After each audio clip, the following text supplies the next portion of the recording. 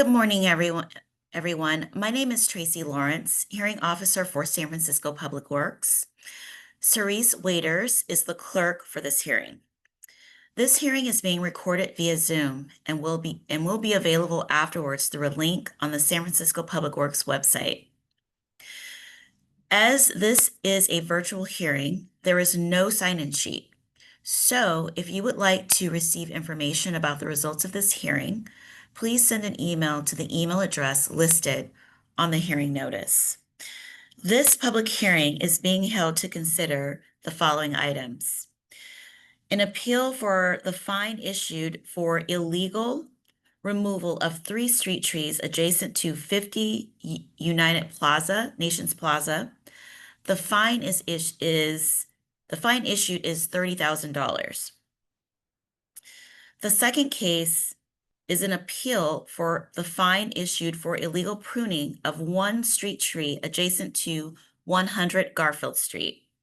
The fine issued is $2,590. The final case is to consider an appeal for the fine issued for the illegal removal of 1 significant tree on the private property of 261 Broad Street. The fine issued is $10,000. My job as a hearing officer is to gather facts for the hearing items, listen to your testimonies, and help our Director of Public Works make determinations. I will not be making any decisions today. Instead, I will forward the findings from this hearing and my recommendations to the Director. The Director will make the final determination. When the Director's determinations are made, the department will notify you of them if you have provided contact information. The hearing will proceed as follows for the 3 cases. I will ask Public Works staff to speak first and present the case. There is no time limit for this presentation. Then I will allow the property owner to speak, then any member of the public or witness who wants to speak. Each speaker will have up to 3 minutes to speak. The clerk will monitor the time for all speakers and will indicate when the speaker has 30 seconds left. If you are a party to this proceeding, I will call on you to speak. If you would like to use visual materials in your presentation, please let me know before you speak. You will then have the standard 3 minutes to provide your comments. If you are a member of the public or witness who wants to speak, wait for me to call for public comment. Then use Zoom's raise your hand feature if you're on a computer to put yourself in the queue to speak. If you are dialing in on your phone, dial *9 to indicate you're raising your hand. When it is your turn to speak, I will recognize you. If on your phone and you're muted, press *6 to unmute yourself. If you would like to use visual materials in your presentation, please let me know before you speak. You will then have the standard 3 minutes to provide your comments. Comments and questions should be addressed to me and not to the department or the applicant. If you cannot finish your comments within the allotted time, you may submit written testimony to me by the end of this hearing. If I feel that a question is warranted, I will ask the question. After all comments are completed, I will close the item. We will now begin the hearing. At this time, we will open the hearing to public comments. Anyone of the public may make comments on matters that are within the department's jurisdiction, but not on today's agenda. Are there any public comments at this time? Okay, I have 2 participants who raised their hands. You can just call their name and I can unmute them. Or okay, I can't see the name. okay, then I can call them for you. Perfect. Thank you. Mr. John Nolte, go ahead. You should be able to speak.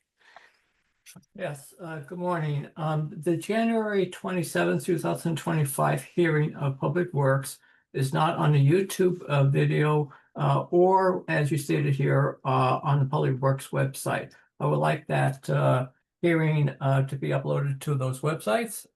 It's not there. Thank you very much. I'm sorry, what was I that? said January 27th, 2025 hearing for Public Works is not on your website, as you just stated that the hearings would be out on. Thank you. Okay, thank you, John. Okay, and the next person? Okay, go ahead, Mr. Michael Nolte. Hi, Michael Nolte. I would like to know during these presentations if there are fines given to whichever entity, where does the money get collected and who does it go to? And I just want to know where the money goes after it's collected. Because I think that since all these items on the agenda are talking about collection of money and what is the procedure and how can the public find that the money's actually been spent properly too after that? Thank you. Okay, Chris, do you want to answer that question, or is that? I think that's it's a good question. So the any money that is ultimately collected that results from an administrative fine goes into the city's, it's the Bureau of Urban Forestry. So when I say city, I mean San Francisco Public Works, Bureau of Urban Forestry. It goes into our Adopt a Tree Fund, which is a separate fund from application fees. That fund is used to purchase trees and support tree planting. So that's where those funds go. And we could always connect with Mr. Michael Nolte to answer further questions. But yeah, makes sense to just quickly answer that right now. Okay, thank you so much, Chris. Okay, if there are no more comments for this item, I will close this item. This item is now closed. The first item on the agenda today is order number 21207. May I have 212078? May I have Public Works make its presentation? Yes, thank you. Good morning. My name is Chris Buck, and I'm the urban forester with San Francisco Public Works, Bureau of Urban Forestry. We have 3 agenda items this morning, and what we'll do first is, so that we don't have to repeat some of our underlying code, municipal code, that our administrative actions are based on.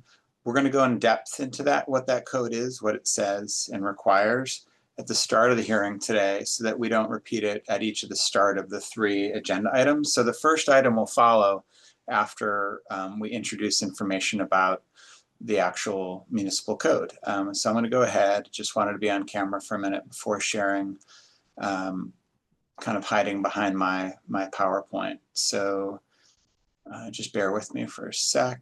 We're going to share a screen and pull up the PowerPoint from the beginning, slideshow from the beginning, speaking so we don't have any dead airspace. And just want to confirm with our clerk that the PowerPoint is on view now. Yes, it is. Thank you. Perfect. Okay, thank you everyone. Thanks for your patience. So to begin with, San Francisco does have an urban forestry ordinance, and it's codified under Article 16 of the Public Works Code. And our tree ordinance, like many cities, establishes the authorization and standards for addressing a wide range of issues regarding trees. In particular, in San Francisco, it's referred to as Article 16 of the Public Works Code. And one of the key sections is that protection of trees and landscape material is required. And it specifically states that injury to or destruction of trees is prohibited. It shall be unlawful for any person to intentionally, maliciously, or through gross negligence injure or destroy a street tree, any tree on city property, a significant tree, or a landmark tree. And we'll be talking today about a significant tree. So I'm just highlighting that. So speaking of significant trees, around 2007 or so, our the Board of Supervisors amended our ordinance to give Public Works jurisdiction over some trees on private property that are within 10 feet of a public right of way. And so even though they're on private property, they are within 10 feet of the right of way, and there's an acknowledgement that they benefit the overall public realm. And so that's as far on the private property so far that the city ventures regarding tree jurisdiction. But for the definition of a significant tree shall be a tree on property under the jurisdiction of Public Works. That's a little redundant because any tree under the jurisdiction of Public Works, that may also include parcels of property owned by Public Works. On privately owned property with any portion of its trunk within 10 feet of a public right of way that satisfies at least one of the following criteria: a diameter at what we now call standard height or breast height, which is 4.5 feet above grade, in excess of 12 inches, a height in excess of 20 feet, or a canopy in excess of 15 feet wide. So it's a very inclusive, it doesn't need to meet all three, just any one of these three items for a tree to be considered significant. What that means then is that it's still the responsibility of the property owner to maintain that tree, but we have permitting and review jurisdiction over that tree as if it was a street tree in the public right of way. So getting back to our code, in addition to the penalties set forth in various subsections above, the director may require a person who removes or destroys a tree in violation of the provisions of Article 16 to pay for each tree removed or destroyed a sum of $10,000 or the tree's replacement value, whichever is greater. The director may require any person who injures a tree in violation of the provisions of this ordinance to pay a sum of money equal to the diminishment of the tree's value as set forth in the current edition of the Guide for Plant Appraisal, Council of Tree and Landscape Appraisers. Where an abutting property owner removed a street tree or trees without obtaining a permit, the department shall require the property owner plant a replacement street tree or trees with total diameter 6 inches above ground that is equal to or greater than the total diameter of the street tree or trees that were removed without a permit. Regarding permitted planting and removal of street trees, San Francisco has a very robust urban forestry ordinance. We have a very lengthy tree removal hearing process. And if the department grants a tree removal permit, it shall require that a street tree or trees of equivalent replacement value to the one removed be planted in the place of the removed tree or impose an in lieu fee.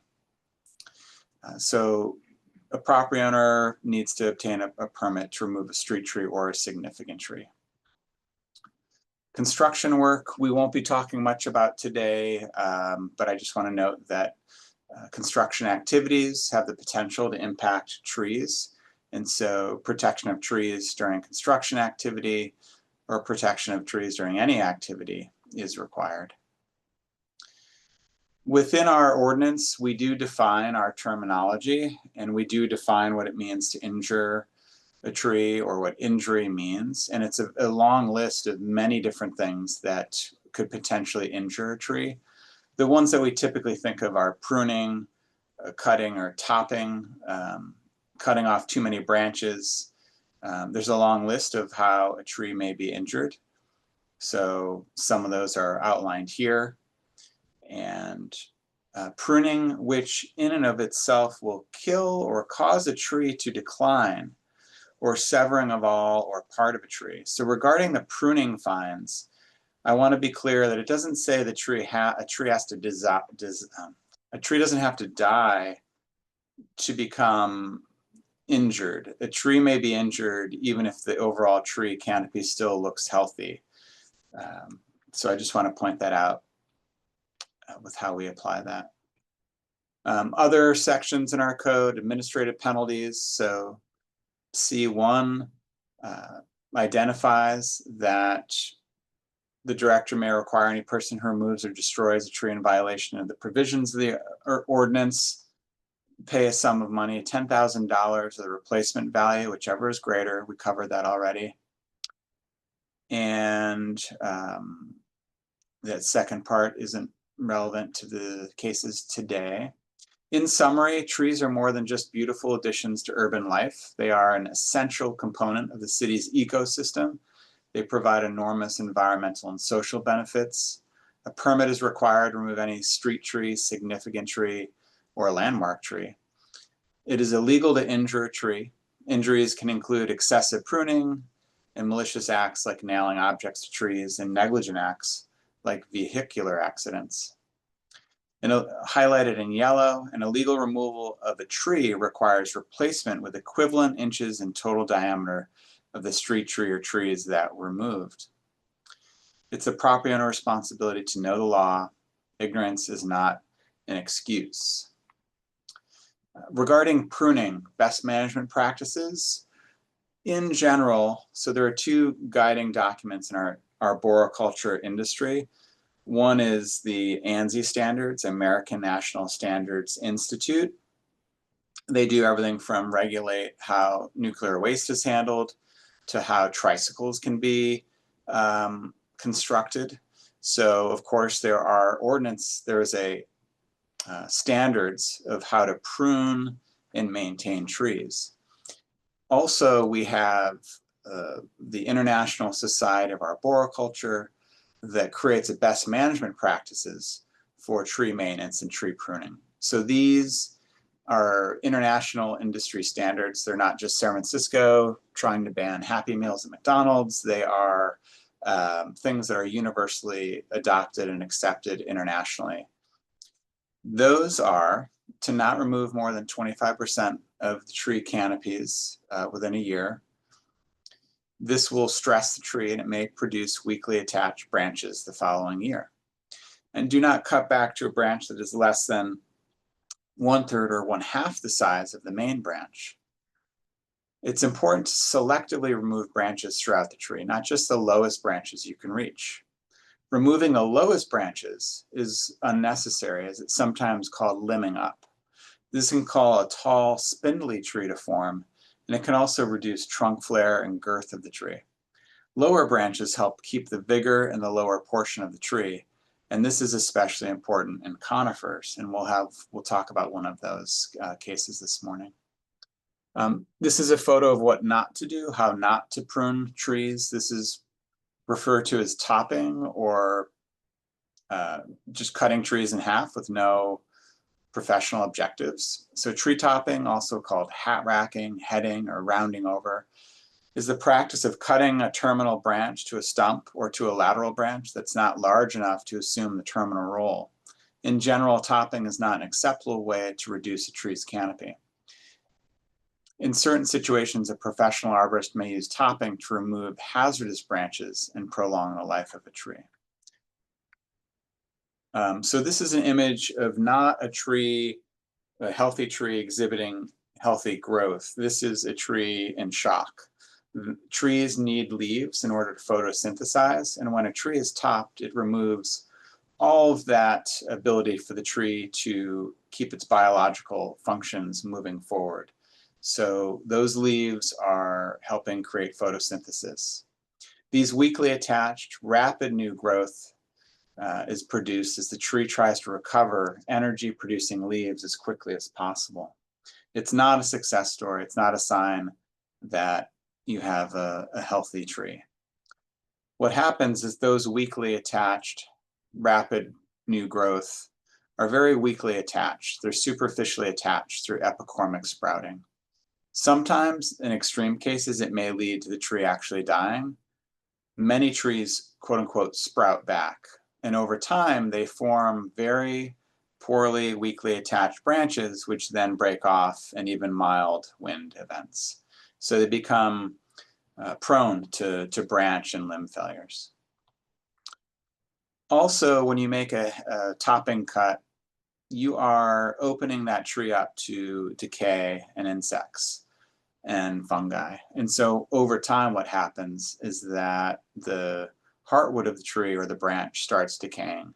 Again, with time, that means that you have a outer layer of living tissue, which as the branches above get bigger, will split out and tear off, not just during storm events, but even normal weather.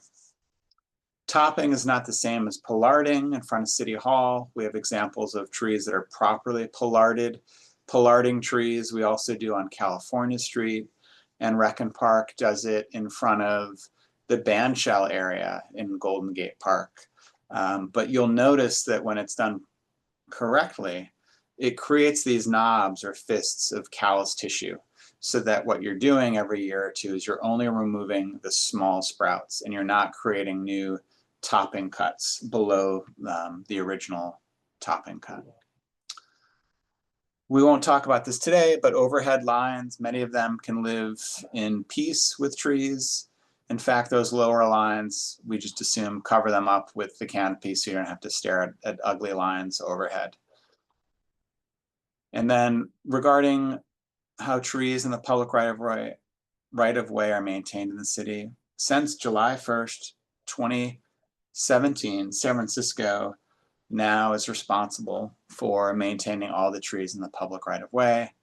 We have a pruning schedule. This is showing sort of this heat map, how we determined which areas to prune first based on the worst first, the largest trees with the most amount of pruning needs. And now we're transitioning into our second round of street tree SF maintenance cycle.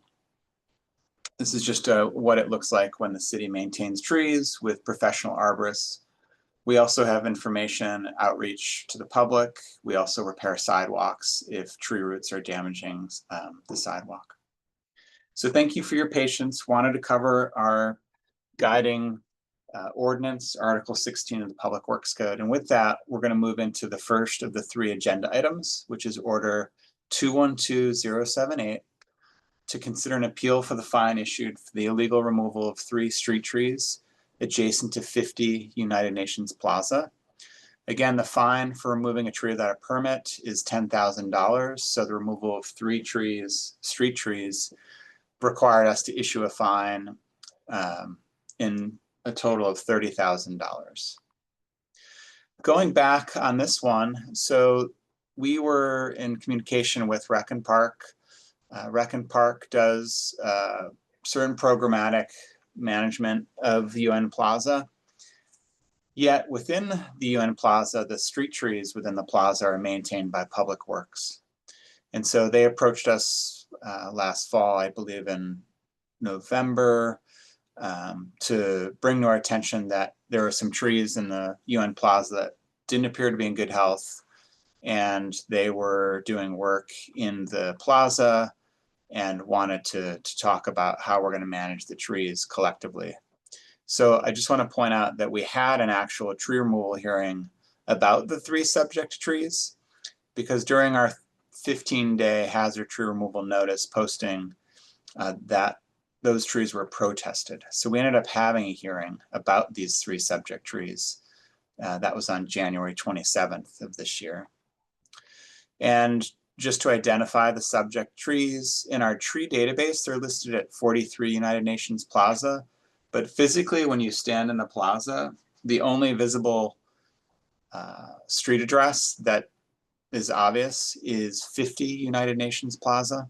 So you'll see that we're referring to this both as 50 United Nations Plaza, because that's what the public would see on site. But in our tree database, we refer to the trees as at 43 UN Plaza. They're both essentially correct ways to refer to the site. The subject trees are platanus trees or sycamore. And again, we're going to go into the images. These are the images that we used for our hearing in January. And the 3 subject trees that were removed without a permit were the subject of a Public Works hearing. The tree health of the 3 trees we believe to be hazards. They were in severe decline with a lot of dead sections throughout the canopies. So I'm just going through the photos of the 3 trees. This was the second tree that was subject of this fine. Again, the tree was in extremely poor health. And we'll note that the other trees in the plaza on this section, there were 9 trees that were removed by Public Works as emergencies. And these 3 trees were not totally dead, and we felt like we could post them for 15 days without jeopardizing public safety. We, of course, assumed that they would be removed right away, and we can talk a little bit more about that in a minute. And again, I'm noting that the trees in the background that are totally dead were removed by Public Works as emergencies. This is the third of the 3 subject trees in the center of the image. And again, tree health is in major decline. If you look at the tops of the tree, we'd actually already removed dead sections of the tree. So definitely this tree is in severe decline, and we considered it a public safety concern, enough so that we called it a hazard tree. So again, those are the 3 subject trees. The 9 trees on site that were removed by Public Works as emergencies are listed here with their reference tree ID numbers. So when we had the tree removal hearing, oh yeah, just to back up a little bit, when we were approached by Rec and Park, they stated that they had funding to replace the trees. So if we removed the trees, Rec and Park would go ahead and plant the replacement trees, as well as taking on the watering. So that was definitely something that we appreciate at Public Works. So that was the plan for Public Works, to remove the trees and the stumps and have Rec and Park plant the replacements and then water them until they're established. And this is just showing the site again. Now, during the, following the Public Works hearing in January, there was a 15-day appeal window. And during the 15-day appeal window, Rec and Park removed the 3 subject trees without waiting for the appeal window to conclude. What that meant was that a member of the public brought it to the attention of Board of Appeals that in the middle of the 15-day appeal window, they found that the 3 street trees that were subject of that hearing, and still within a 15-day appeal window to Board of Appeals, had been removed. So Mr. John Nolte, a member of the public, did file an appeal with Board of Appeals, even though the trees were removed, to raise this issue. Here's an overall timeline of the events. Again, Public Works posted 15-day hazard tree notifications on our website and on the trees from December 2nd to December 17th. They were protested during that 15-day period by the public. We had a tree hearing on January 27th, and because it had been a couple of months already and we posted these as hazard trees, we did get that resulting decision issued immediately so that we could start the 15-day appeal window. And then on February 5th, it was brought to our attention that the trees had been removed during the appeal window and an appeal had been filed with Board of Appeals. Going back to our code, so when a tree is removed without a permit, our code requires that any tree that's been removed that way, we require replacement with equivalent inches in total diameter of the tree that was removed. Public Works didn't have measurements of the trunk diameter or the measurement 6 inches above grade.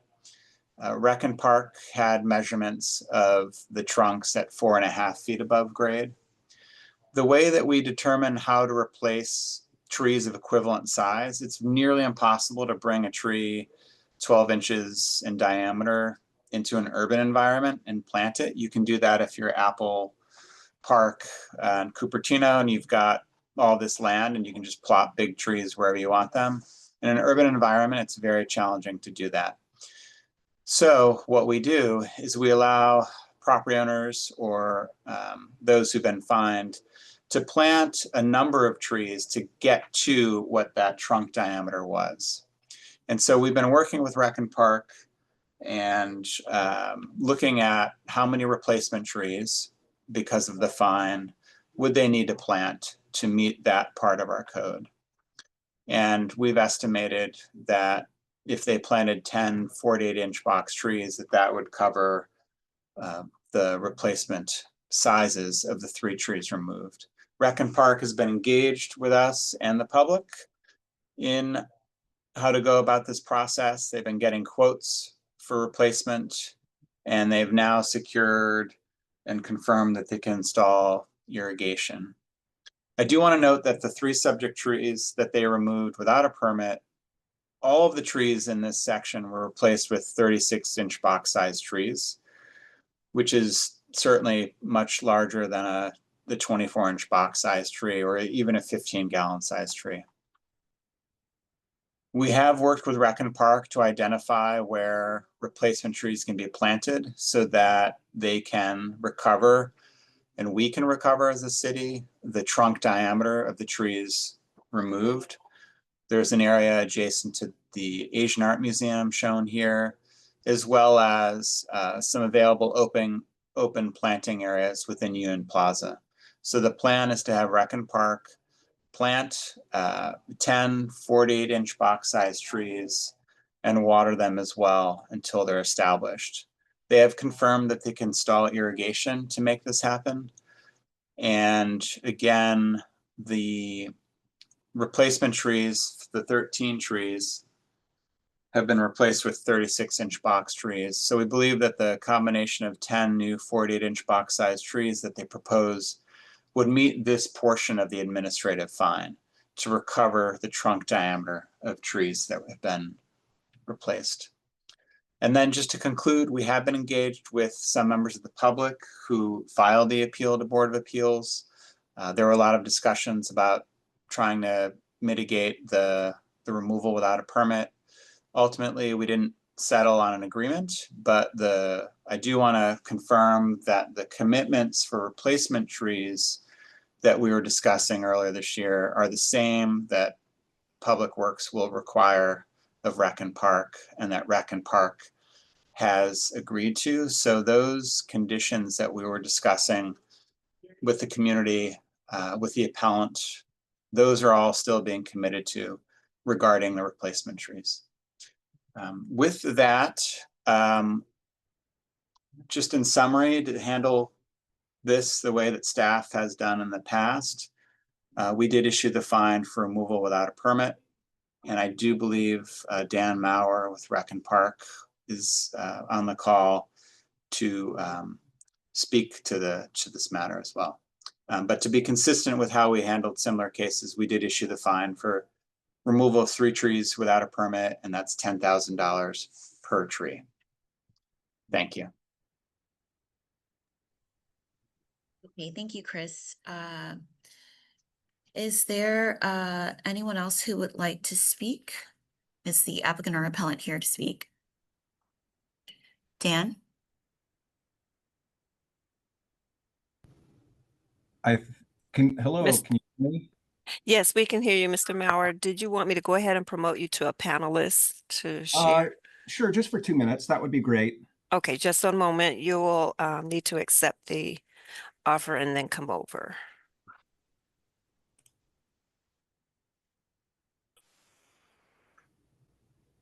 I found that the invite is like one screen back. So I remember I had to click a slightly different screen to get to see the invite. There you are. How's that? Yes, very good. Great.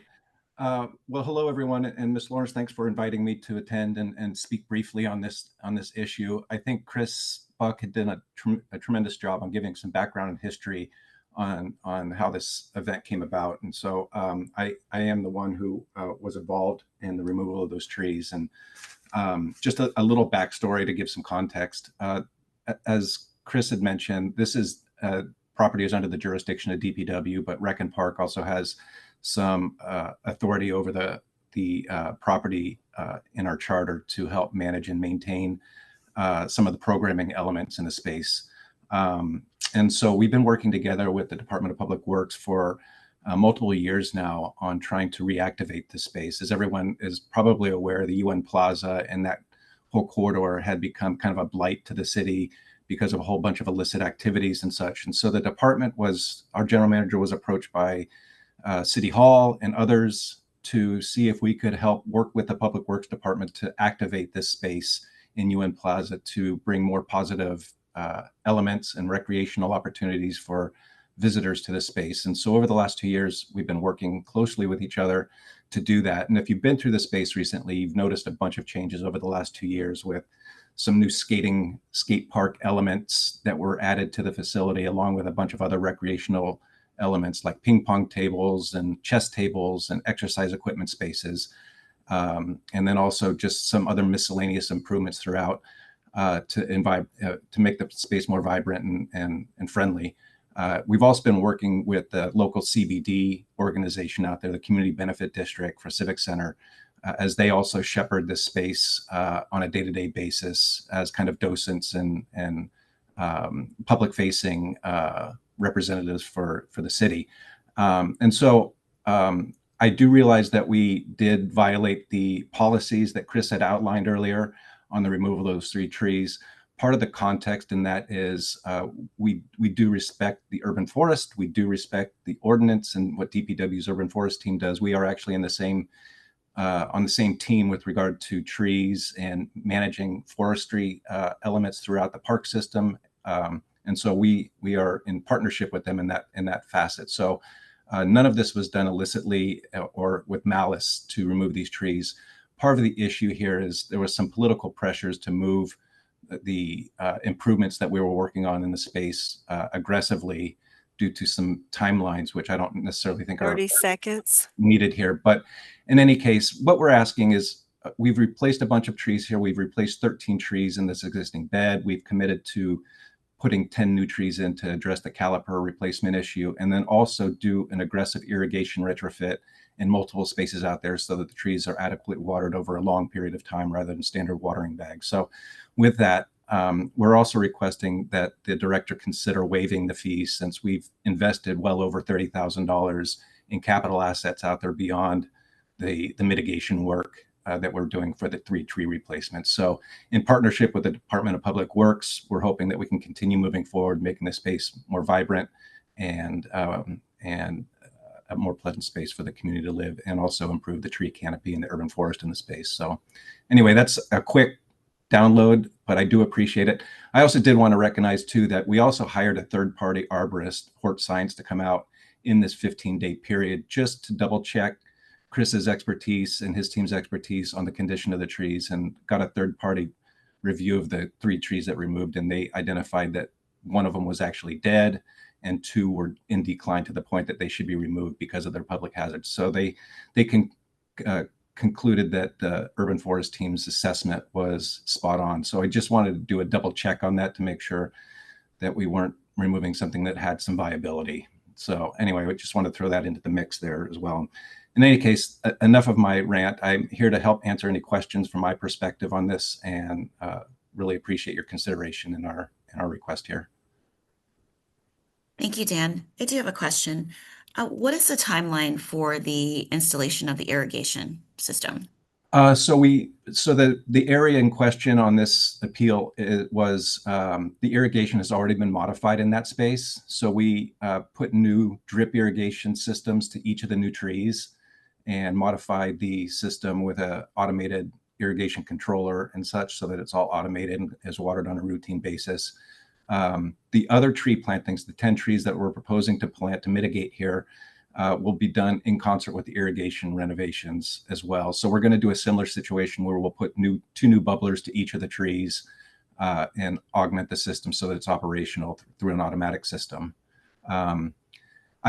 The timing on that for the next project, my goal is to try to get this all done by the end of the year. I am going to let a contract out to a contracting firm to do this work, but we have to do the work in this. The plaza is very active, and some of the tree work is actually in Fulton Plaza as well. And as you're all probably aware, there's a lot of activities and programming that happens in these spaces, including like the farmers market and other elements. So The actual schedule and implementation is going to have to be kind of piecemeal so that we kind of dance around the programmed activities that are happening out there and we're not impinging on those elements. So it'll be kind of a stop-start effort to do this work to get it from start to finish. We don't want to get in the way of any activities that are pre-planned and programmed out there already. So we're going to walk and work in between those activities. Okay, that makes sense. Thank you so much. Sure. Okay, that is all the questions that I have. Is there any public comment?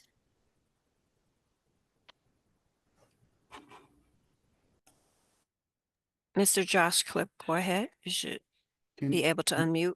can you hear me? Yes, we can. Can you speak a little louder or turn your volume up a little, Yeah, please? let me just turn up my volume. Is that a little better? Yes, it is. Thank you. Okay, great. Okay, yeah, from the outset, Rec Park designed this skate park assuming these trees would be removed, and you don't need to take my word for it. You can check the plans that were submitted by Rec Park to Public Works back in October 2024.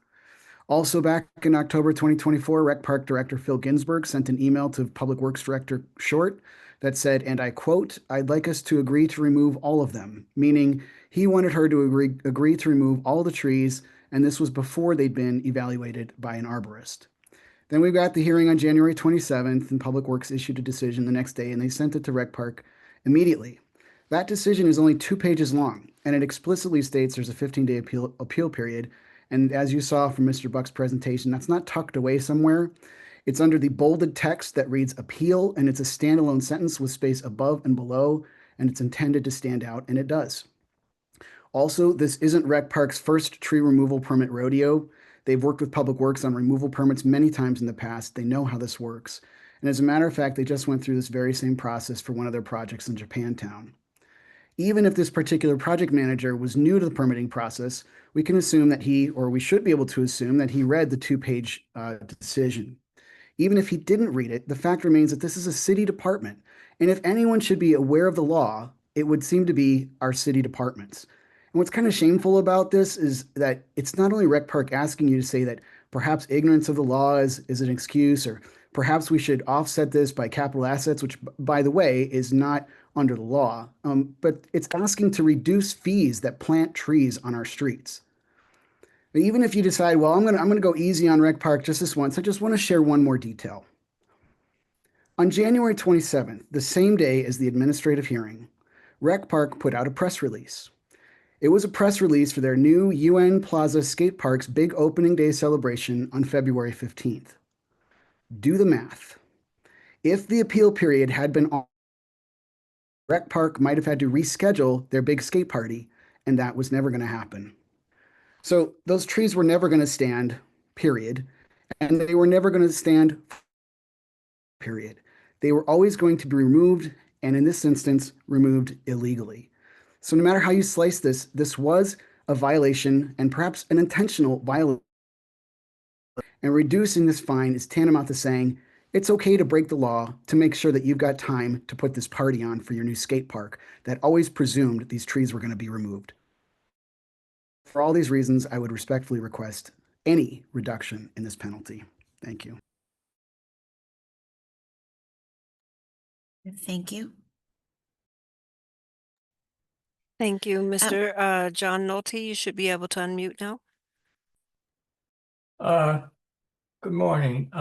Permit number 211379 was held on Monday, January 27, 2025. Public Works held an administrative hearing on the 3 trees in United Nations Plaza. Less than 24 hours after the hearing on January 28, 2025, Public Works approved the tree removals. Public Works decision notes that these trees would be removed in addition to the 9 other trees in United Nations Plaza that had been removed on an emergency basis. I noticed that the trees as at issue were removed on Monday, February the 3rd, 2025, a mere 3 business days after Public Works order. For this reason, I respectfully request that Public Works deny Rec Park requests for an appeal for the fine of $30,000. Thank you. Thank you, John. Okay, are there, Yes, there's one more, Mr. Michael Nolte.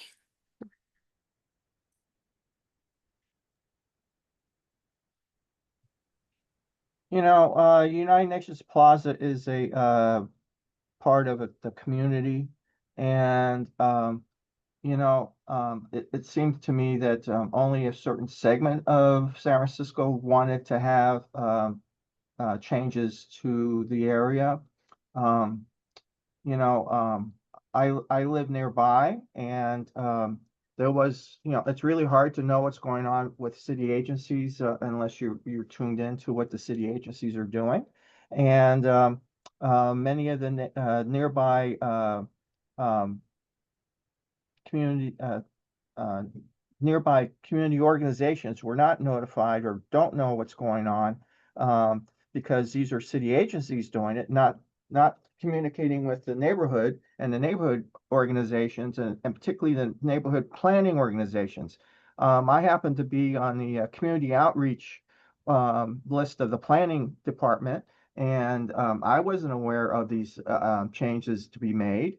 And these are neighborhood associations that are usually on that list, community list. So when changes are made, they only reach out to what's quote unquote their community partners and within quote unquote the city agency family. But those are like internal things, and the rest of the people in the community are left out of the decision-making process. And this is what's gone on here. Decisions were made, decisions were like hidden handshakes were made. And if this does not go correctly, it sounds to me almost like it's something that would need to go to the to another committee about transparency, because the whole idea of having these meetings public is transparency. So those are my comments. Well, my comment would really be that the $30,000 needs to go into the coffers to plant more trees in San Francisco because it's necessary. We are way behind in the number of trees, especially in these neighborhoods. The South of Market and the Tenderloin and the Civic Center are low on the number of trees. They've seen it's very hard for trees to remain because of the high traffic areas that they happen to be planted in. So if they happen to have stood there for a number of years, then 30 seconds. if they've stood there for a number of years, then they need to remain if possible. And so it's hard to get new trees planted and then survive more than 3 years. Thank you. okay, thank you very much. Ms. Lawrence, I don't see any other hands at this time. Okay, thank you. Okay, let's see.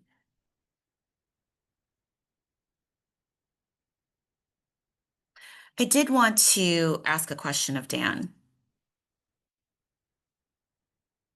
And so I wanted to just hear, because one of the things that were brought up is that I know that you said that the department was under political pressure. Was that in relation to the street park opening?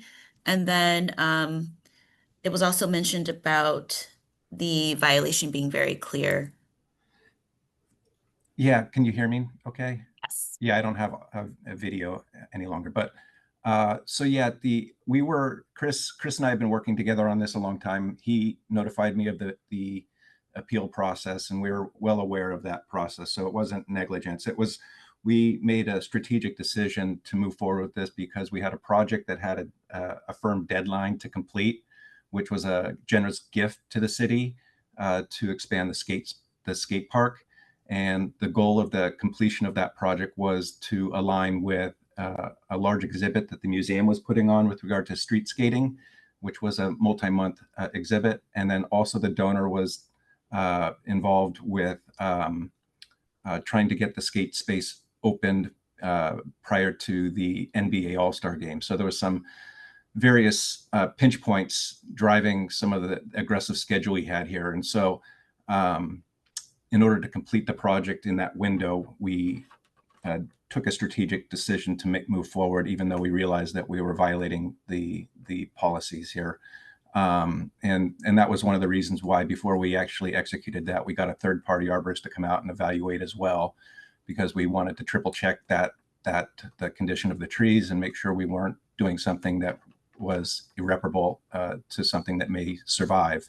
If we would have found something different than what DPW had identified with regard to the tree condition, we would have changed course. But given it was a timing issue rather than a tree condition issue, it was already determined that those trees were going to be scheduled to be removed based on their condition.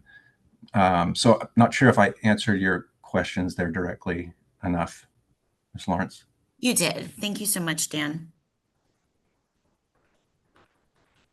Okay, so if there are no more comments for this item, I will now close the item and will make my recommendation to the director. Okay, now can we have the next case?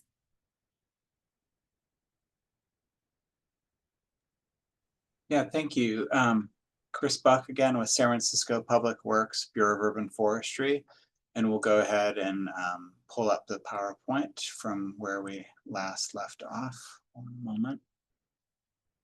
Go back to screen share.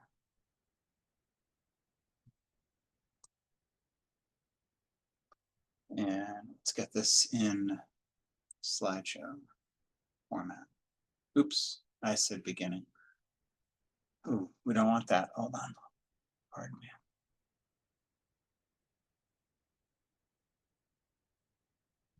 The next items will go a little bit more swiftly because we won't be repeating the boilerplate from the. There we go.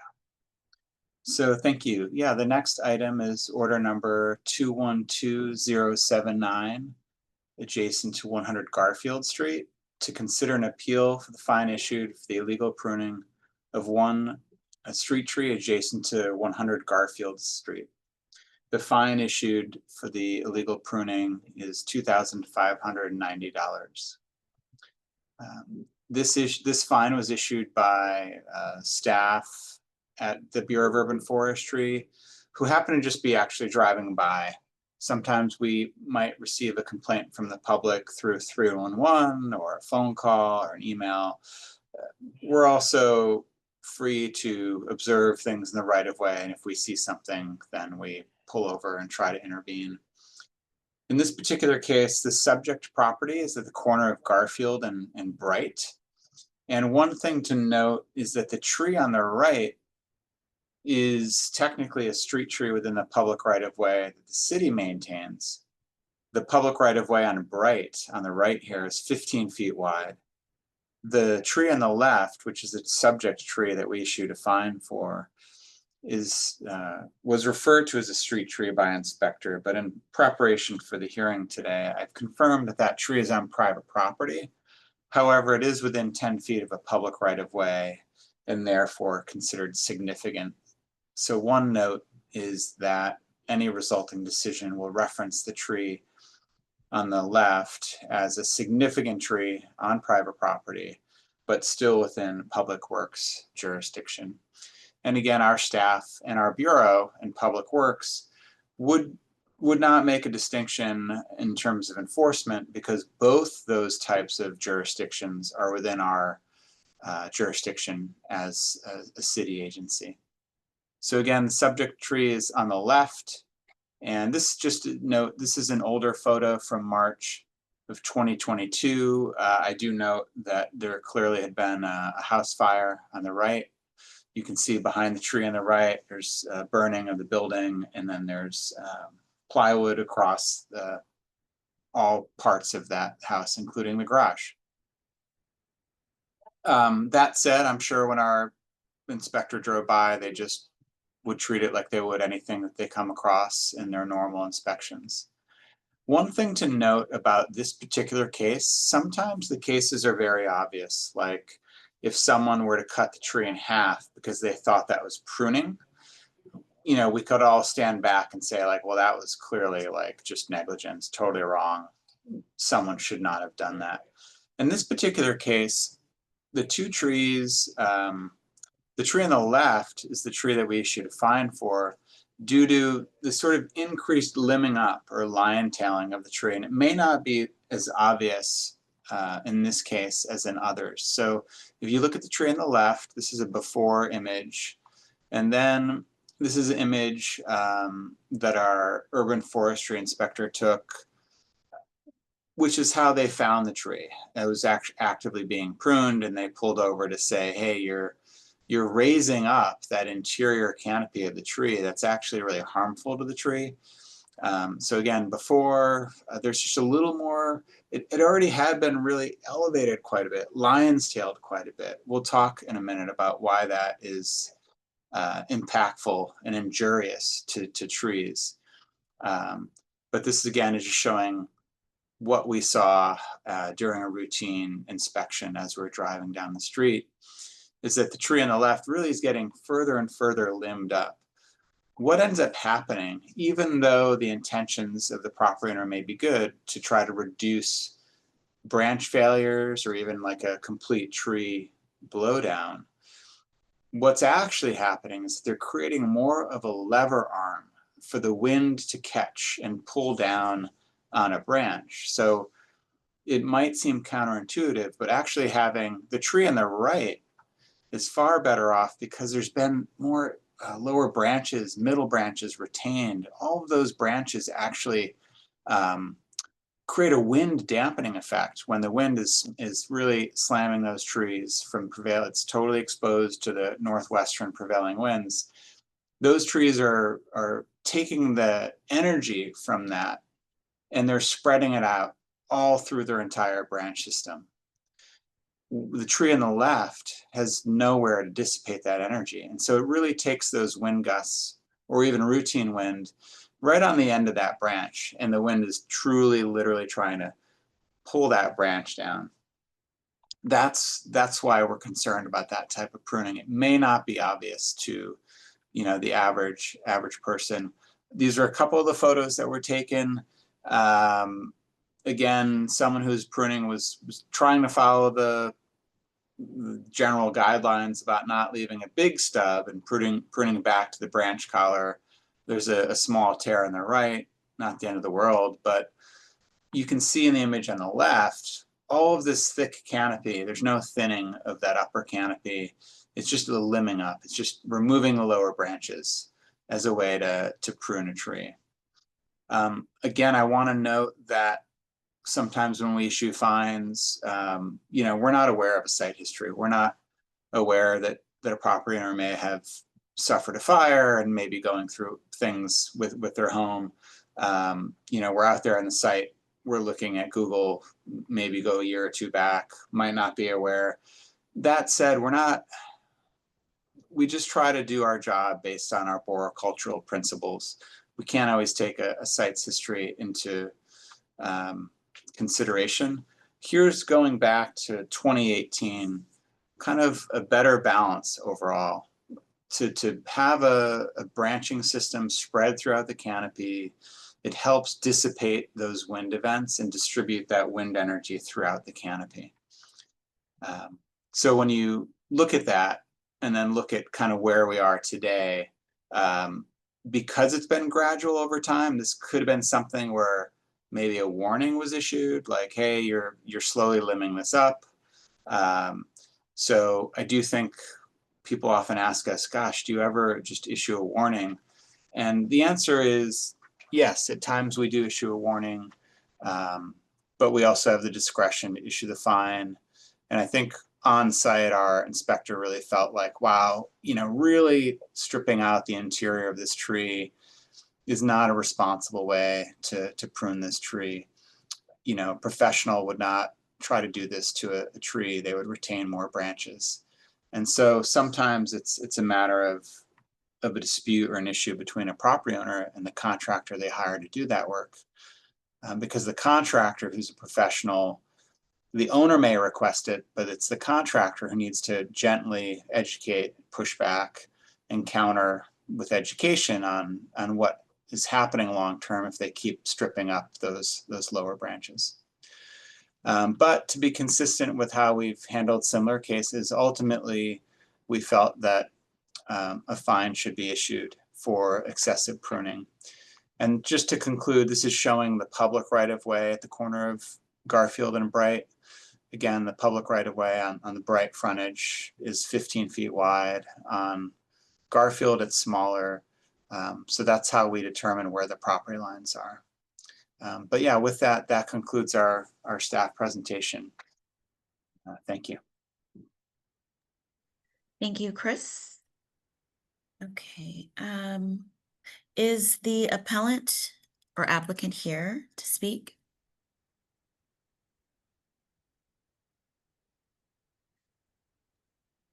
Yes, I believe they should be here. Can you raise your hand, please? And then I'll pull you over to become a, oh, I found you. It's Miss Nguyen, right? Hello? Hello, can you hear me? Okay, yes. Okay, are you ready? I can pull you over as a panelist and then you can share. Yeah. Okay, just a moment.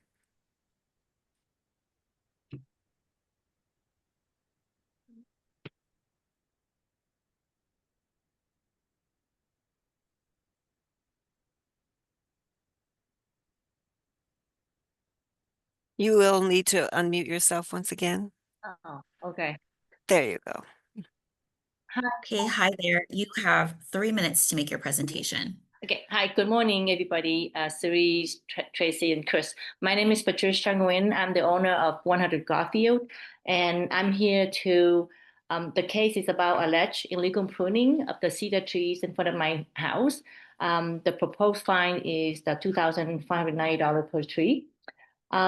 So I'm here to present my case and respectfully ask the case to be dismissed and the fee of $25.90 be waived. And let me give you some history about this. Chris earlier said that the house was burned by a transient. The first picture I like to show, if you can see me, is this here, the tree. Can you see it? Yeah. So in July of 2022, I called the urban forestry and asked for help because the house was completely burned. And I was told that it's my tree, it's my responsibility. Therefore, in December, I hired a company name, the urban arborist. Here's a receipt of $2,000 that I pay to have the tree trimmed because it's quite ugly and quite ugly. Yeah. So this demonstrates that there's an ongoing record of diligence and care. Why I have acted responsibly, unbeknown to me, the cedar tree will classify as significant tree under the San Francisco Urban Forestry Article 16, Section 8.808, open parenthesis A, close parenthesis. In good faith, I assume they were my responsibility as the property owner, since homeowners are typically responsible for sidewalk care. So at no time, I was notified by the city and even urban forestry that these trees require a permit for pruning or that they were considered a significant tree or a landmark tree. Without such notice, a reasonable person like me, myself, my position, would have no reason to believe pruning within safe limit would be deemed a violation. And I prune in good faith to provide public safety, not out of negligence or disregard. So my assumption of responsibility to prune does not equal exclusively liability. San Francisco maintained oversight of these trees, and I was never told that my effort to maintain them could be penalized. 30 seconds. The area is very windy, and the tree canopy are large. Decayed branches have fallen before. And I have letter from my neighbor to prove that. The Bessemer 29, I have branches that drop on their vehicle, on their head, and my pruning effort is to protect the neighbor and the public from danger. The pruning was done at the collar, not mid-branch, consistent with proper horticultural practice. And there are pictures that I sent to Sari to prove that. I only have 30 seconds. The extent of pruning was well under 30%, as confirmed by my teacher, Mr. Thomas Wang. He's right here to support me on that one. And picture number 4 and 5. Thank The you, photograph Ms. show- Nguyen. Your time is up. Ms. Lawrence, did you want her to continue or? I'll give her 30 seconds. Thank you. And these actions demonstrate that preventive care, not negligence. The 3 are thriving. Please see the picture I took yesterday, September 16. My intention was never to harm or damage the set of cedars. Quite the contrary, I sought to keep them safe, healthy, and less hazardous to the public. I respectfully request that the case be dismissed and that the proposed fine of $25.90 per tree to be waived. Thank you for your time. Thank you. I do have a question for you. Who did you speak to did you send an email to Urban Forestry or did you make a phone call when the tree was damaged in the fire? How they found out? Can you cite the question again? Yeah, so you said in 2022 or 2021, in your email, your letter, you said 2021, and then here you said 2022, that you reached out to Urban Forestry and they told you that the tree was your responsibility. Who did you speak to and how did you contact the department? I don't remember who I spoke with, but I did call them because you can see I need help. I mean, the first picture I showed was completely burned, and I was told I can square on my grave that I calling for help. If I knew that city responsible for this, why would I pay $2,000 to have them trimmed? I don't remember who I spoke with, but I was told that that's behind my fence within my property. That's your responsibility. So that's all I can tell you. Okay, and so that tree, is that the tree on the right or the tree on the left that was damaged? Right. The tree on the right. Drain On the right. on the right. That's the one On the right. I have to. Yeah, the tree on the right. Okay, the tree on the right. Okay, thank you. Is there anyone else who would like to make comment on this case? Yeah, Yes. I have people. My neighbor come and support me, so they're here. Absolutely. You want first? Sure. My teacher, the horticulture department, CCSF, I'm taking landscape design with him, and he's here to help me. Okay, hi. Hi, good afternoon. Nice to meet you. Thank you for the opportunity to speak. Should I just go right ahead? Something. Yes, please do. So good afternoon. Just to give you a brief background, Patricia is my student. I'm a horticulture instructor at City College. I've been there about 20 years. Before that, I worked for the city in Rec Park, natural areas, as well as at Civic Center as a supervisor. I was a certified arborist for many years. We teach the tree care class. So last semester, she was my student, but we also became a landscape design her yard as part of a class project. So that's where I got to know her, the students, but also this particular trees that we're discussing. So I think I've run across with Chris Buck in the past too. So I guess for me to try to understand the situation, one is like, I don't think that all the San Francisco residents realize that it's all the street trees is DPW's responsibility now. I talk to students, I've been in the industry, so I know it, and we pass this on about the 10 feet rule, significant tree from a right of way, but most people don't. And so contractors are going around, they might have their tree pruned, but they don't really know this fact. So the communication is a little bit lacking in terms of back and forth. So what I understand is Patricia's worked to the best of faith in her knowledge to try and keep this tree intact, safe, good for the neighborhood.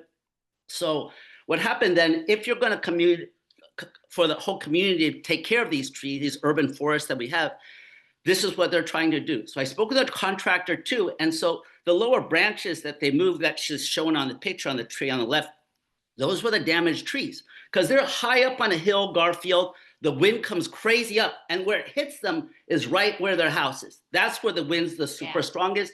And if you look at all the trees in Golden Gate Park, the way they prune all around this, all Golden Gate Park trees, all the lower branches are all removed in part because they get less light and they get more wind damage. So of course, those are the weak ones. And then, so in this case, that's ones they pruned. So Chris Buck is very knowledgeable, but he's talking about line tailing. So line tailing is like where you take the branch and you're libbing up all the green and then you leave a little bunch on the tail. This is not line tailing. This is raising the canopy a bit, but it's because those branches were damaged and they're unsafe. And so I talked to the contractor, and that's the purpose. At no point does it reach beyond 25, 30%. They didn't prune it that much.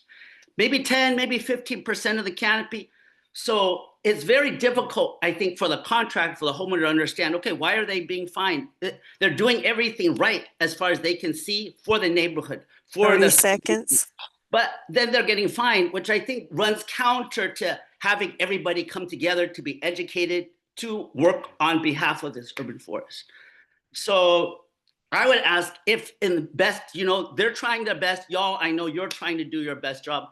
If you could waive the fee, but make that communication back and forth between the community and everybody so that we can all care for these trees. So this tree work becomes common knowledge, and there's a set standard that you apply to all the contract workers that are putting the trees. Because you see stuff and you're like, Arborist Now, Chris Campbell, or Trees Company. Everybody's doing it a little different. And unless it gets called on it in a consistent manner, then there's no way that the public and the community knows what's good for the tree and what's not. And we can't move forward in this manner. So that's just my 2 cents. Thank you for listening.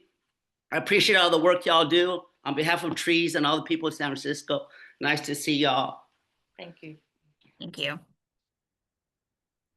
We have another neighbor, so Rennie will come. One more comment if that's all right. Yeah. Or 2? Yeah. Maybe I 2. have 2 We have 2 3. public comments. Okay, you have 3 minutes. She's coming over. Hi, I'm Ronnie Edwards. Hi. And thank you for giving me the opportunity to talk as a resident of the Merced Heights community and as a pedestrian on the said intersection, which is Garfield and Bright. I was just as surprised as Patricia when she told me that she was being cited and fined for trimming the cedar branches on the property without a permit. A permit? What permit? Patricia validated her argument with documentation and a brief synopsis of the events leading to the trimming of the trees. I've lived on Garfield Street, San Francisco for over 40 years. To date, we are good neighbors looking out for each other. After the death of the previous homeowner, the shrubs were overgrown, the branches of the 2 old cedar trees were not pruned, thereby causing dry and rotten branches to break off and fall onto the sidewalk. This was also aggravated by the fires that was caused by transients who occupied these premises. And this was causing a safety hazard. Besides the SFMT bus line 29 bus riders, there are several dog owners, including Patricia Nguyen, families with young children using the sidewalk intersection. I also walk my dog several times a day on Garfield Street. Thanks to our neighbors, Patricia and her husband, we can now walk safely on the sidewalk since we don't have to contend with broken branches and tree needles.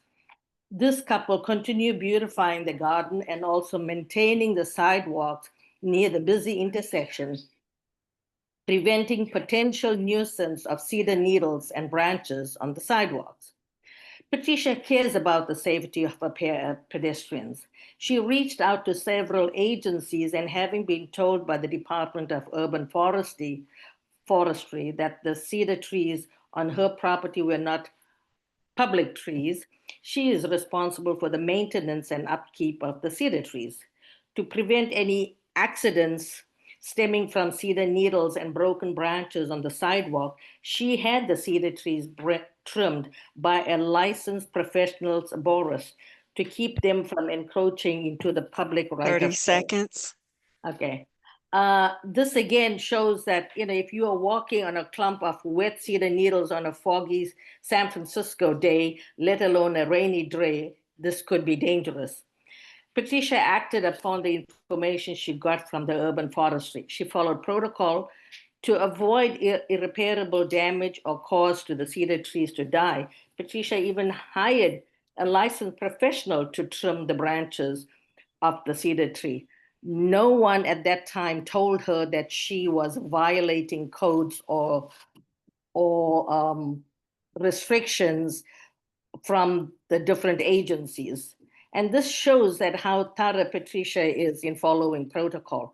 As a concerned neighbor, I am also concerned that because of the ignorance and lack of communication between the various agencies and the neighborhood residents, we are naive to certain codes. And when we get information, we go by the information that we get from certain agencies and continue to take care of, problems stemming from situations such as the branches from the cedar tree. I'm here not only to support Patricia in her quest to have this citation waived, but I'm here as a concerned pedestrian living on this, and I just want to have this corrected and see how this could be beneficial to pedestrians, not just on this intersection, but people who are constantly walking around this area. Thank you for your time. Okay, thank you. Okay, so are there any members of the public who wish to make comment? Yes, there is. Would it be okay if I speak on behalf of Sasha Bittner? Yes. Yeah, so And Sasha Bintner is, Sasha Bittner is a neighbor of ours. And she's disabled and she cannot easily like verbally communicate with the public. So I'm speaking on her behalf. She wrote a letter that I will be reading for you guys. Okay. All right. So regarding Public Works Order number 212079, 079.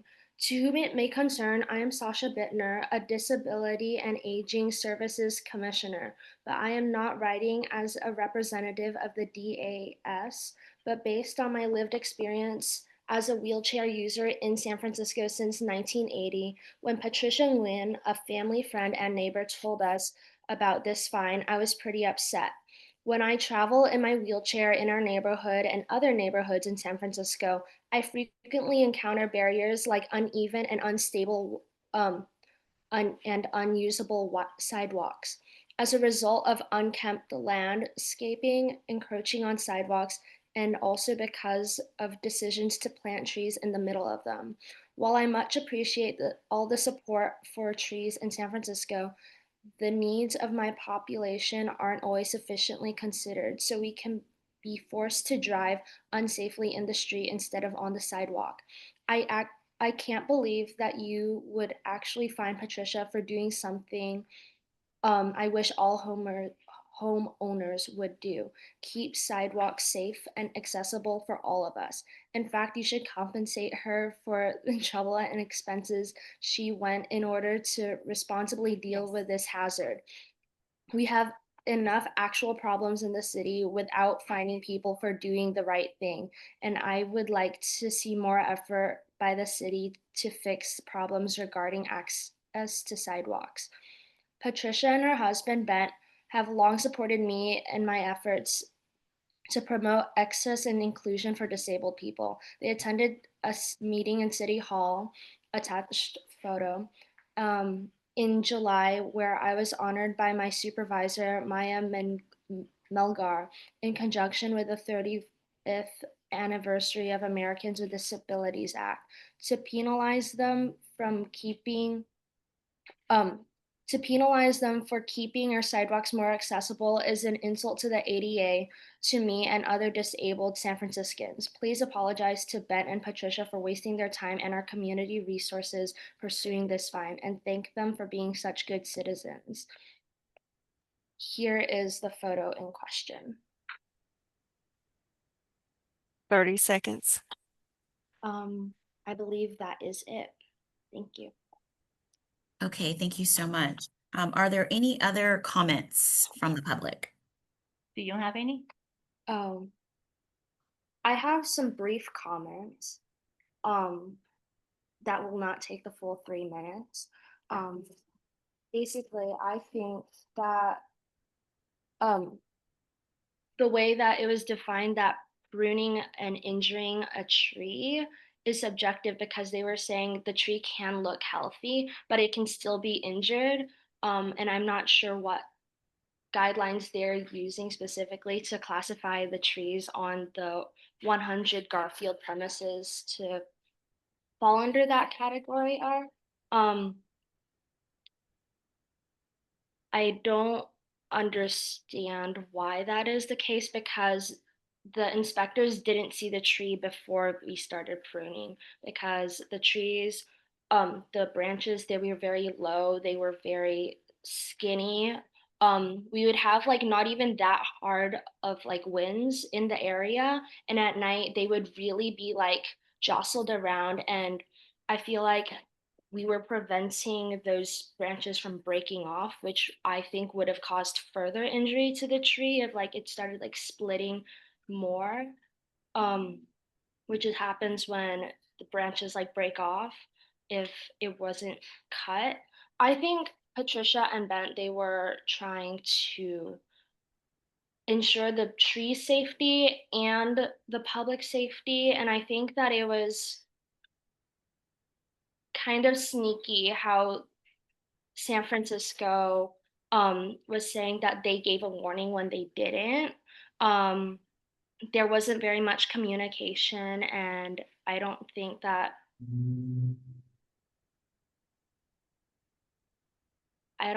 they should be pursued with a fine because they did everything in their ability to follow the rules and they did what they could. So I have a question. You mentioned these little, so were these were the branches that were damaged in the fire, right? Or was this like a problem that was happening prior to the fire? After the fact. After the fire. Okay. Thank you. Yeah. Chris, I do have a question.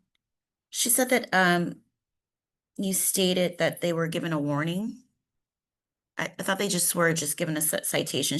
The young lady just stated that they were told, or someone stated that they were given a warning before the citation. Well, no, I think what she may have been speaking to was the idea that we could or might give someone a warning, but in this case did not give a warning. So yeah, I think that's what was being said. And by the way, I just want to thank everyone who just spoke. I mean, I just, Ms. Nguyen, I'm totally listening closely. So I just really appreciate everyone's testimony today. Okay, thank you so much, Chris. Thank you, Ms. Nguyen. Can I say something here? Can you hear me? I can hear you, but I think that, at this time, we've already heard comments and it's time for us to move on. I do appreciate your testimony and all of your witnesses at this time.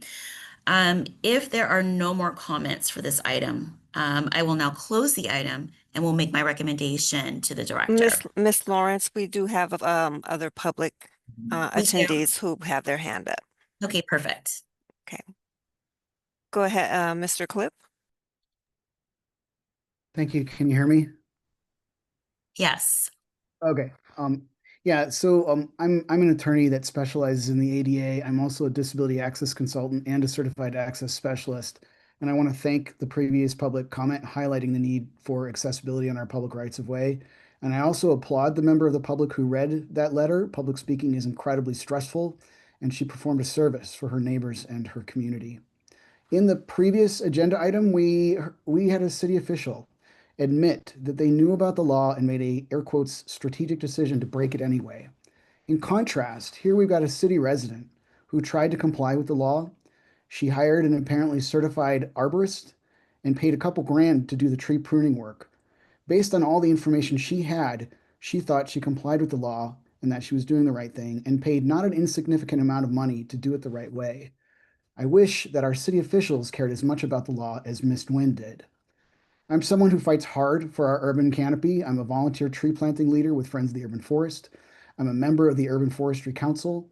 I'm not someone to say, reduce a fine, but in this instance, and especially in contrast to that previous matter, I would agree that a reduction would be appropriate. Thank you. Thank you so much for your comment. Do we have another comment? Yes, Mr. John Nolte, go ahead. Yes, good morning. Listening to the testimony that was given on both sides of this item for this tree on 100 Garfield. I'm aware of that neighborhood because when I was younger, I was in that neighborhood for various reasons. Anyway, visiting friends and so forth. And, you know, I remember the winds and so forth being in that area. So again, the issue of the property owner not knowing the rules, again, misinformation or non-information, especially when you hire an arborist that working in the city, county of San Francisco should know the rules. Therefore, if the fine is levied, the fine should not go to the resident or the property owner. It should go to the arborist. I think going after the arborists that are making these decisions and not knowing the rules and working in the city county of San Francisco, they should be aware of what they're doing. And if they're going to make money off the resident or the property owners to deal with their trees, and they're not following the rules of the city and county of San Francisco and working in the city and county of San Francisco, therefore their license should be revoked. So therefore, you should be fining the arborist who has a license to work in the city, county of San Francisco by the state of California. If that is not working correctly, therefore you should go after, again, the arborist, not the property owner who did not know the rules, but the arborist should, as part of their obligation to the clients that they have in the city, county of San Francisco. And if they cannot follow the rules of the city, county of San Francisco, they should not be working in the city, county of San Francisco. And Chris Bach should ban that arborist from the city, county of San Francisco. Thank you very much. Thank you so much for your comment, John. And I think we have another hand raised, Michael.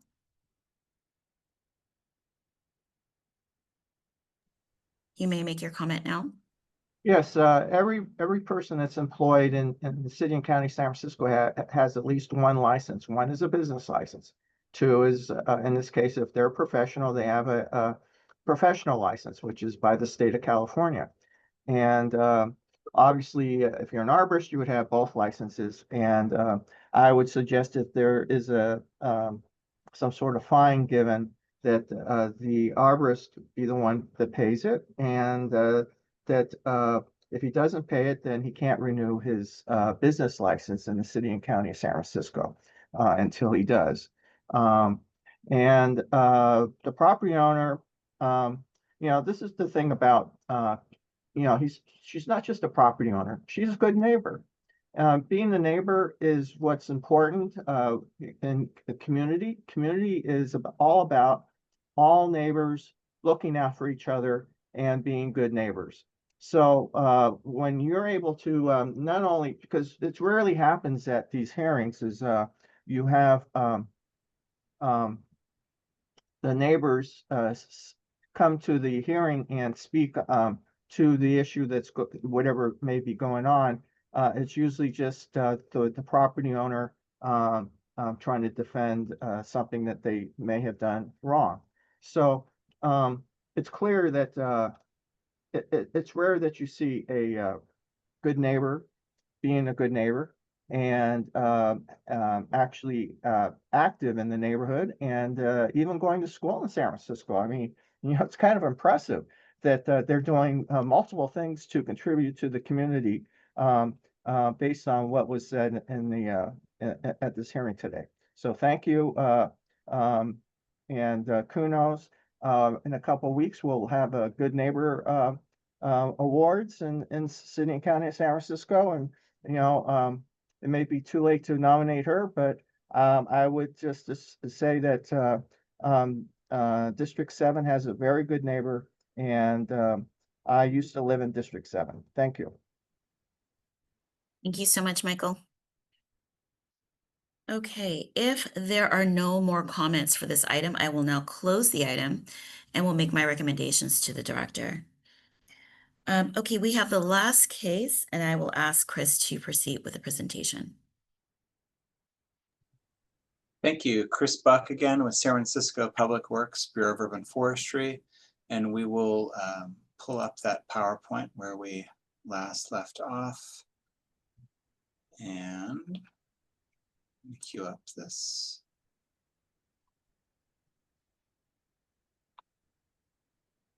And then just Cerise, if we could confirm that I have the 261 Broad Street up on the screen. Yes. Perfect, thank you. So this next item is regarding order number 212080 at 261 Broad Street to consider an appeal for the fine issued for the illegal removal of one significant tree on private property of 261 Broad Street. The fine issued for the illegal removal is $10,000. We've talked about significant trees today already. And just to recap, it's a tree that's on private property, but within 10 feet of a public right-of-way that only needs to meet one of three size criteria. Height greater than 20 feet, canopy width greater than 15 feet, and a trunk diameter in excess of 12 inches. The subject tree that the fine was issued for is pictured here below the red arrow. This is a deodar cedar tree, Cedrus deodara, and you can see it's in sort of the quote-unquote setback area of the sidewalk or a public right-of-way. And just to point this out, in San Francisco, each block is a little different on where the property lines are established and where the public right-of-way ends. It's something that we actually do look up in our documents. So this is the tree as it appeared on Google Street View in June of 2015. Just noting that on the far right is an Italian stone pine that appears that it would be beyond the significant tree zone and a permit would not be required to remove that tree. So just going through some of the information that we typically review prior to issuing a fine. And one of the things we do is we check the width of the public right-of-way. What I'm showing here is the line that I've circled on the right. Within the white area is the public right-of-way, and the property line is in line parallel to the curb, and those are the private property parcels that are adjacent to the right-of-way. When I measure that with some digital tools, I get 12 feet. There is backup documentation on how to measure the public right-of-way. There's also a portal. I don't know how much of this is open to the public. I believe it's open to the public, but the DataSF open data portal has a map of sidewalk widths. And so again, just confirming that on this block of Broad Street, the public right-of-way is 12 feet wide. Just looking at the site itself, I wanted to explain two things: the width of the public right-of-way and then the significant tree zone. So from the face of the curb, which is where the curb meets the roadway, we call that face of curb, we have approximately 10 feet. So the sidewalk squares are roughly 3 feet wide, and then half an inch of curb is 6 inches, another 6 inches on the far left. So when we are out looking at the public right-of-way, enforcing our ordinance, we have to look at the official width of the right-of-way. In this case, it's 12 feet. And that's placed approximately behind where this fence is located. So the tree in the sidewalk at the curb is a street tree that the city maintains. And the tree on the left that's behind the fence is a tree that is on private property, but it's within the 10-foot significant tree zone. And so we did confirm that a tree was significant on private property within 10 feet of the public right of way. Just looking at some more of the site history, Google is a really helpful tool. This image is from April of 2019, and again, just shows the subject tree behind the fence. I just want to note that the fence does not necessarily mean that that's where the property line is. The tree had been excessively pruned. At this point in time, viewable in June 2021.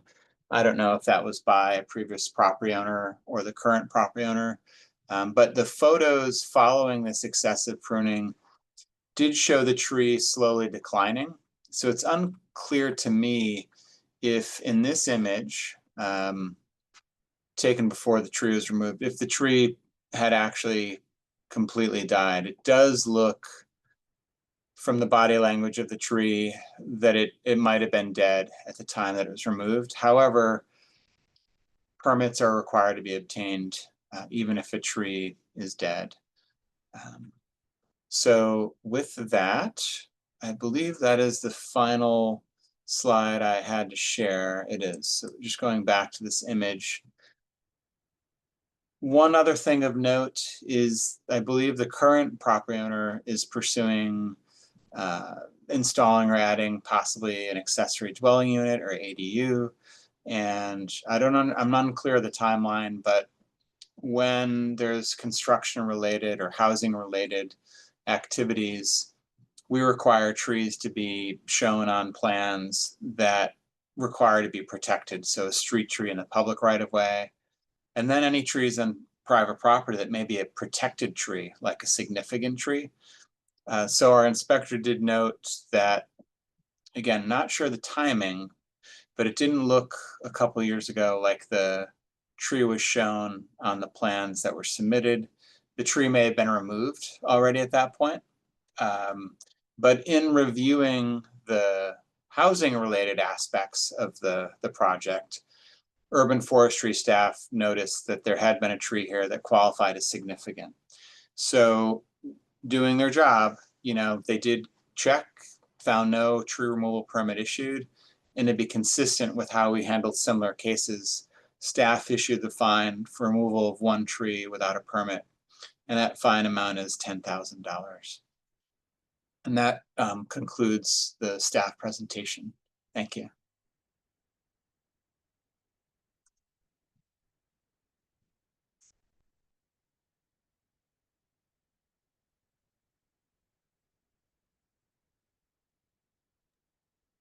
Please bear with us just a moment. I believe we lost our hearing officer. Just a moment. Sure. Yep, no Thank you problem. all for your patience. Just a moment. Thank you, Cerise.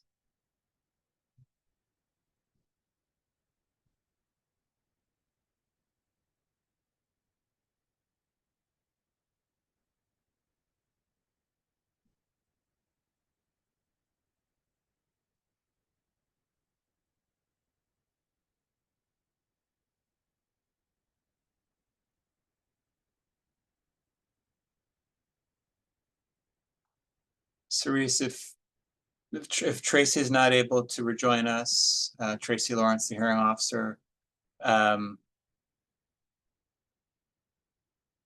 well, we do want her to listen to public comment.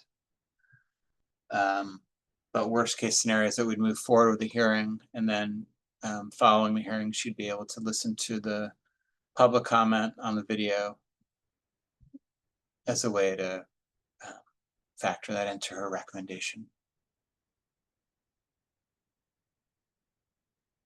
Okay, that sounds like a good idea because I do have the recording still going. Sure, no, absolutely. Let's. Okay. Yeah, it doesn't happen, but let's see if she can rejoin us.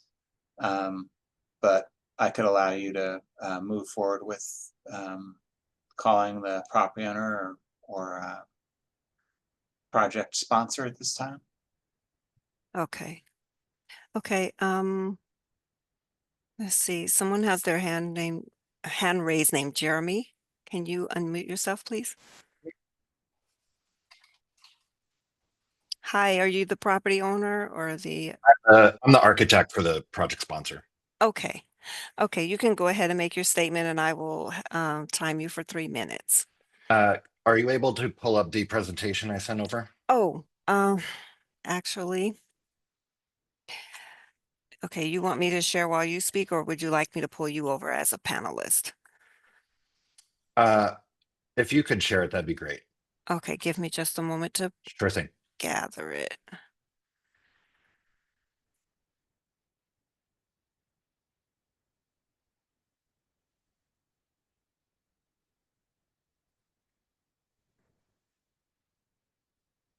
This is it, correct? That's right. Okay, all right. Go ahead. You will have 3 minutes. Go ahead. And then Okay. just say next pagers and I'll turn. Fantastic. Mhm.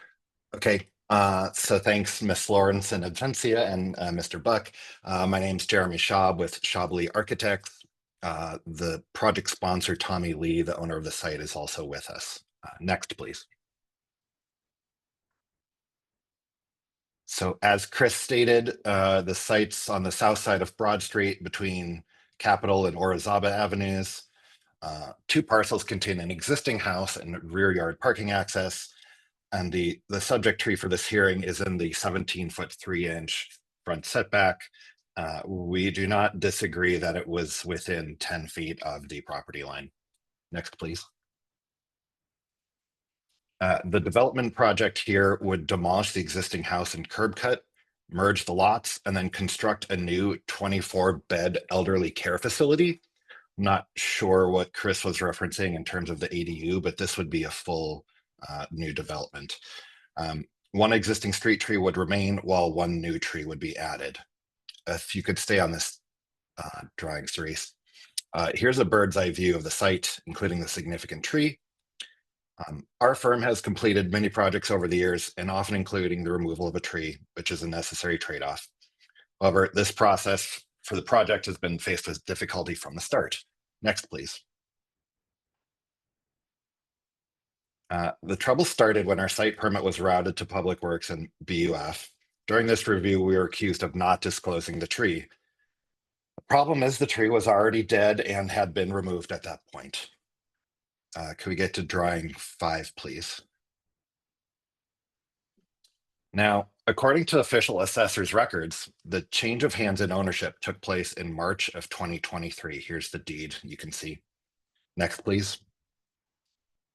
However, in the filing from the Bureau of Urban Forestry, their order, they show a perfectly healthy tree.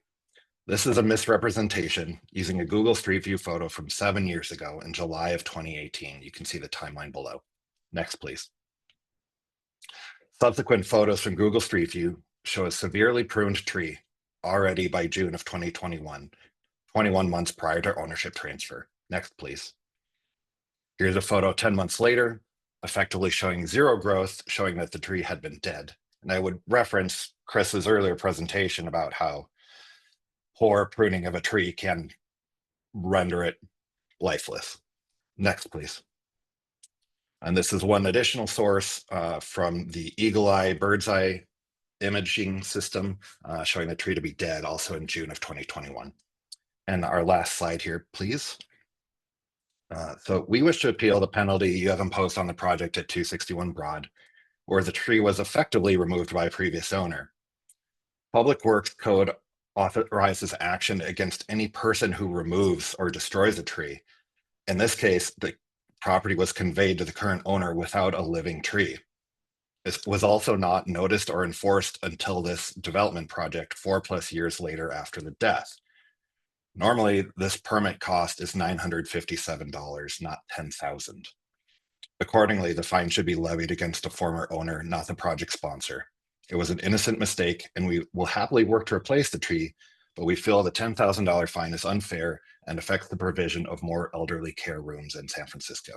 Thank you. Thank you. Are there any members of the public who would like to speak on this matter?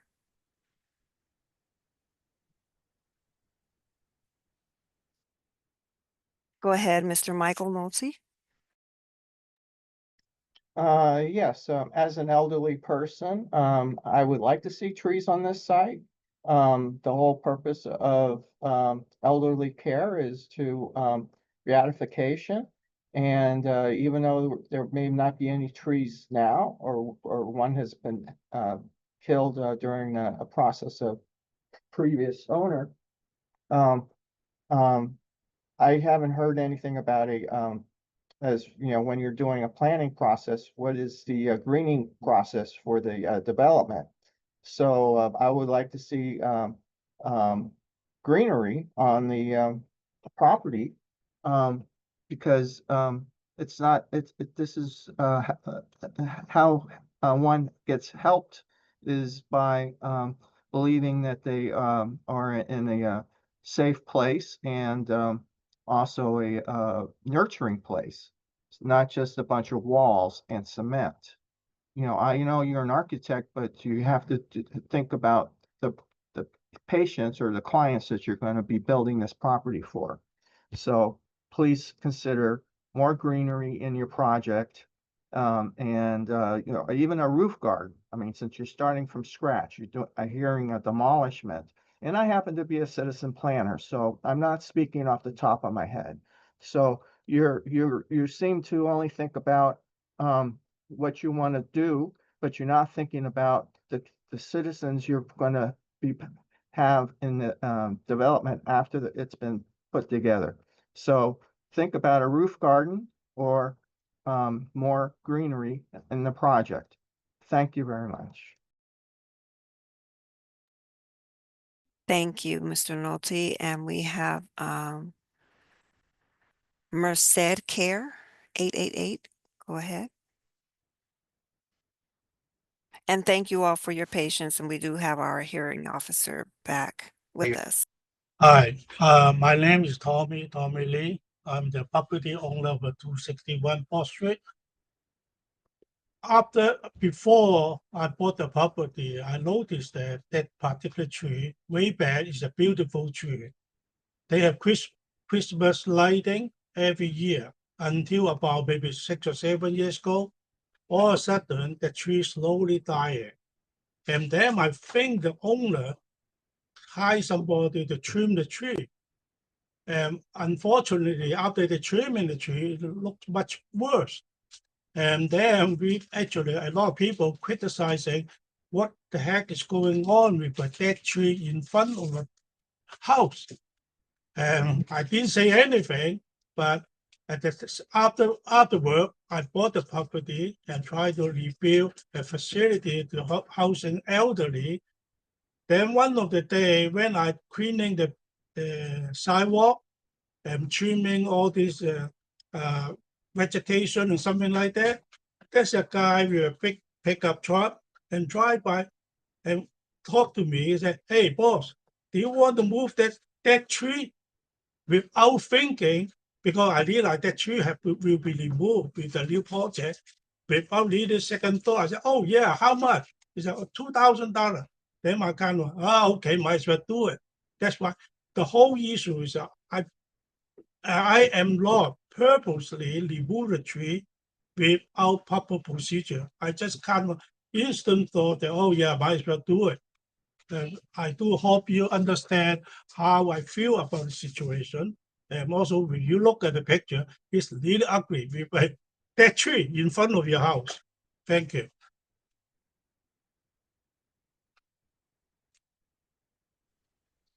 Okay, Cerise, where are we? Was that public comment or people speaking? Yes, this is Okay. public comment for the last item. Okay. And we do have another hand raised. Okay.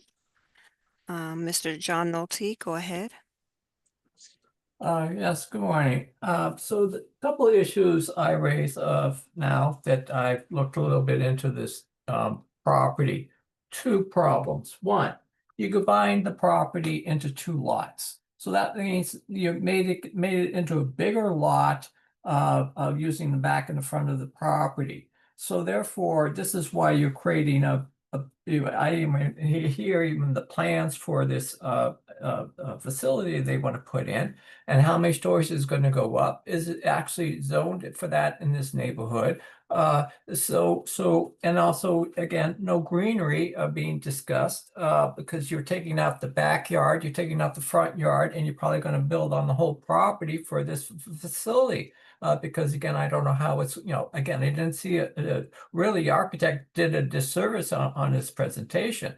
So, and then also the issue of the,